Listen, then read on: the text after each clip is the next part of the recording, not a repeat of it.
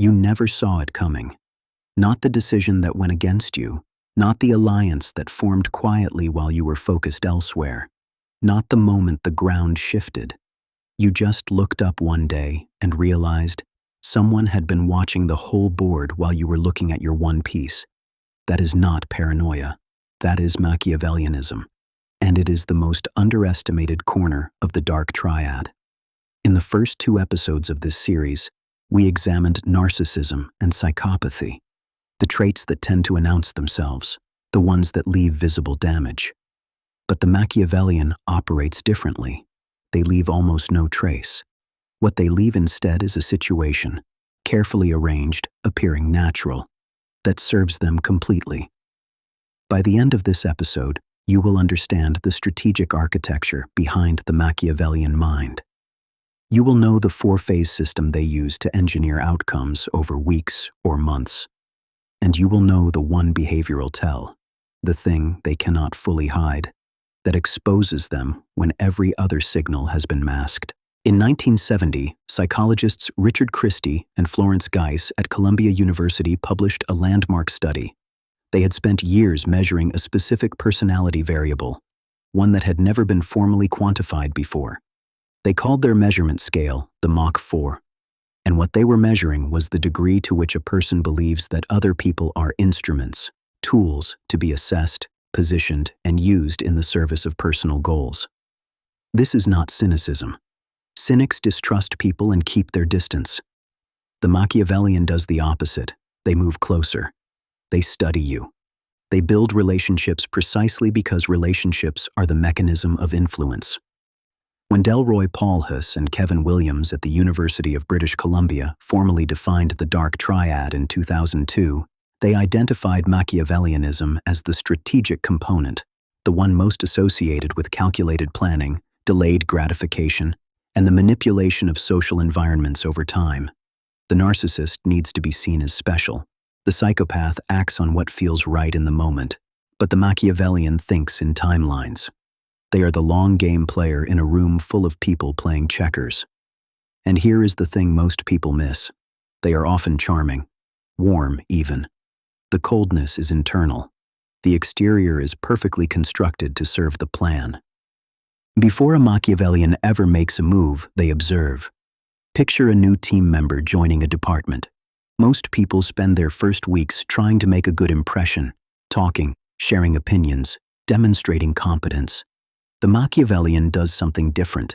They are quiet in those early weeks, helpful, curious. They ask questions that feel like small talk but are actually intelligence gathering. Who holds the real power here, regardless of title? Who is insecure about their position? Who has a rivalry with whom? Who needs to feel appreciated and is not getting it? Who is about to leave, and what gap will that create? By the time this person starts making any visible moves, they already have a map of the room that took everyone else years to draw. Dr. Peter Jonassen and Gregory Webster, in their 2010 research on dark personality traits and strategic self-presentation, documented this pattern systematically. Machiavellians score significantly higher on measures of social monitoring, the continuous, low-level scanning of interpersonal dynamics, than any other personality type, including narcissists. They are not paranoid. They are not anxious. The monitoring is clinical, detached.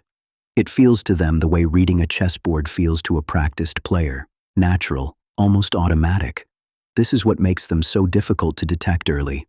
They are not doing anything wrong. They are just paying a quality of attention to the room that most people never think to pay. This is where it becomes precise. The Machiavellian does not improvise their way to an outcome. They work in phases. And once you understand the architecture, you will start to recognize it, in hindsight first, and then, eventually, in real time. Phase 1 is assessment.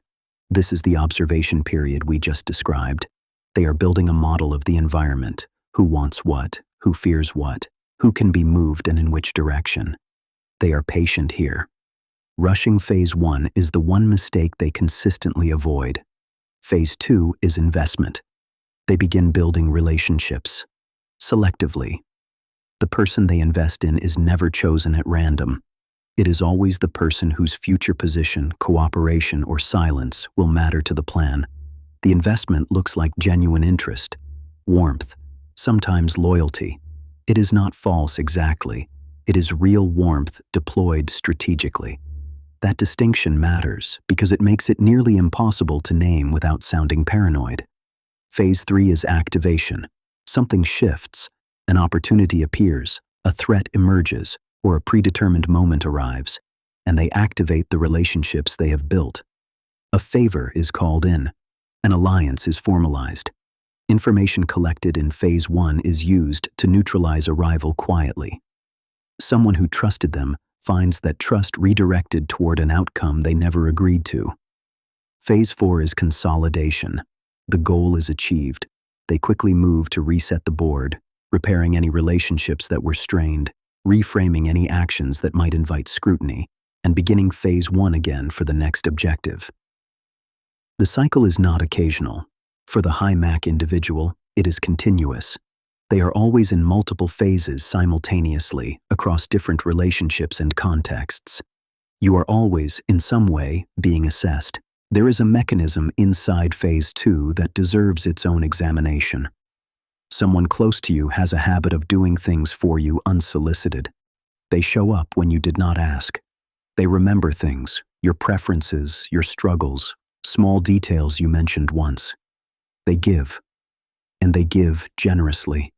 And then, at a specific moment, a moment they chose, not you, they need something. And every favor they have ever done for you is present in the room, unstated, but felt. You do not owe them anything explicitly, but you feel you do. And so you agree to something you would not have agreed to otherwise.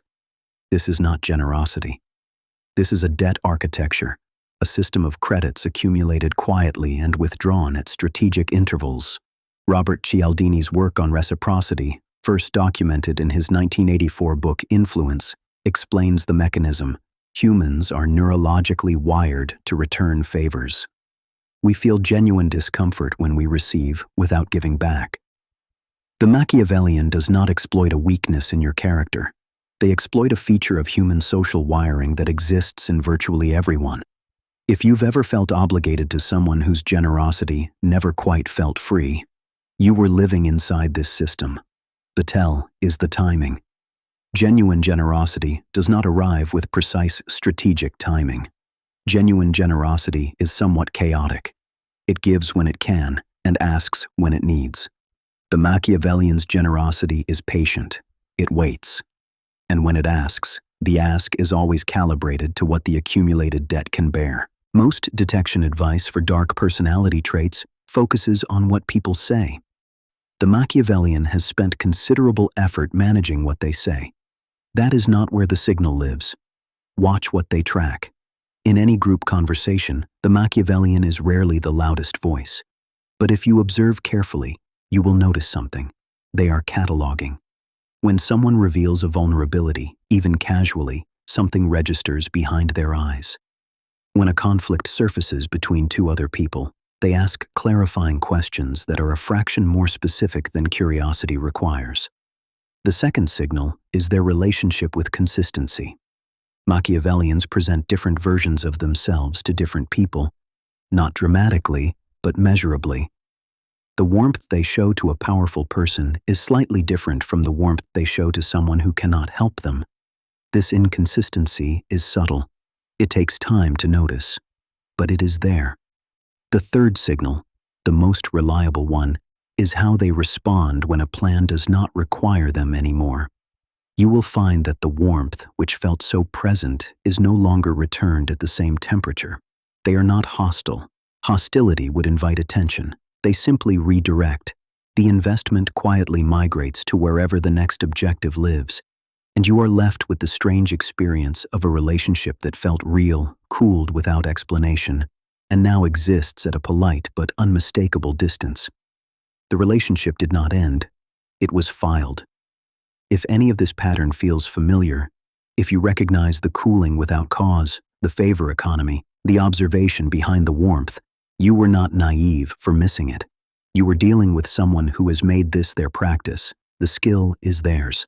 The failure to detect it is not yours. Understanding the Machiavellian architecture does not make you paranoid. It makes you calibrated. Here is what that looks like practically. First, track the pattern of asks. When someone in your life is generous, note what follows the generosity. Genuine care is not always followed by a request. Strategic investment almost always is. You do not need to keep a formal record. You need to notice whether the rhythm of giving and asking feels natural or feels timed.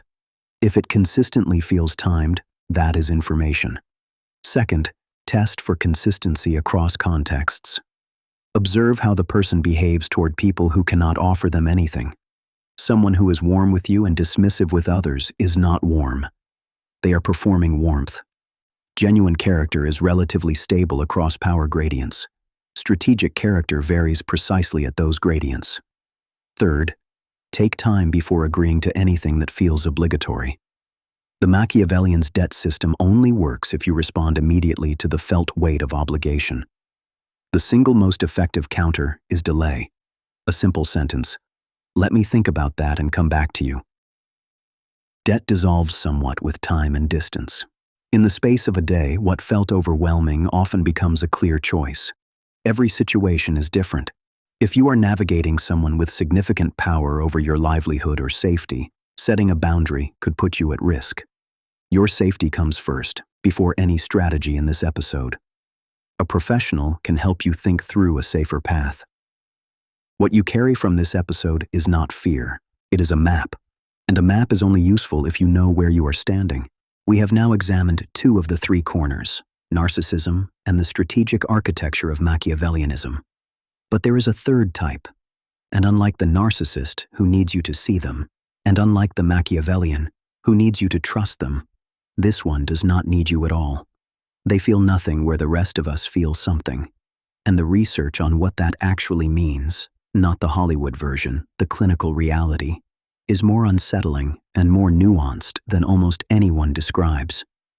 That is the next episode. The science of the psychopathic mind, what it looks like, what it does not look like, and why the most dangerous version is almost certainly not what you imagine. It never looks dangerous. That is exactly what makes it dangerous.